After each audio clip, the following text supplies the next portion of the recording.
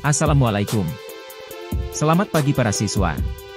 Pernahkah kalian memasak air menggunakan panci yang pegangannya tidak terbuat dari kayu, plastik, atau karet? Walaupun yang dipanaskan itu bagian tengah pancinya. Namun tetap saja panasnya terasa di pegangannya. Lalu jenis perpindahan panas apa itu? Apa hubungannya dengan kalor? Kalor adalah energi panas yang berpindah dari benda yang bersuhu lebih tinggi ke benda yang bersuhu lebih rendah. Perpindahan panas meliputi proses masukan dan keluaran panas. Kalor memiliki satuan internasional, SI, atau disebut joule. Lalu apa saja jenis perpindahan energi panas atau kalor itu? 1. Konduksi. Konduksi adalah proses perpindahan kalor yang terjadi pada suatu zat tanpa disertai perpindahan partikel-partikel dari zat tersebut.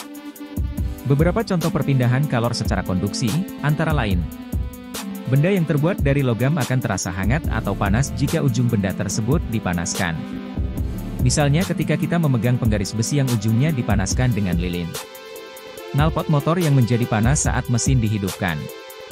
Dan tutup panci menjadi panas saat dipakai untuk menutup rebusan air. 2. Konveksi. Perpindahan kalor secara konveksi adalah proses perpindahan kalor yang terjadi pada suatu zat dengan disertai perpindahan partikel-partikel dari zat tersebut. Beberapa contoh perpindahan kalor secara konveksi antara lain: gerakan naik dan turun air ketika dipanaskan, gerakan naik dan turun kacang hijau, kedelai, dan sebagainya ketika dipanaskan, dan asap cerobong pabrik yang membumbung tinggi. 3. Radiasi. Radiasi adalah proses perpindahan kalor yang terjadi dalam bentuk perambatan gelombang elektromagnetik tanpa memerlukan adanya zat perantara, medium.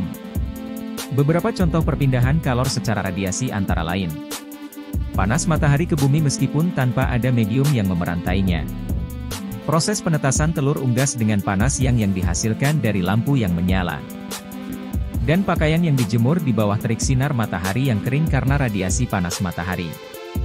Itulah pengertian kalor dan beberapa jenis perpindahannya. Semoga kita semua bisa memahami lebih banyak tentang alam ini.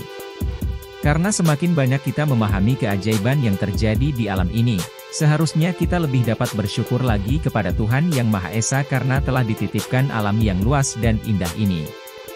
Terima kasih telah menonton video ini.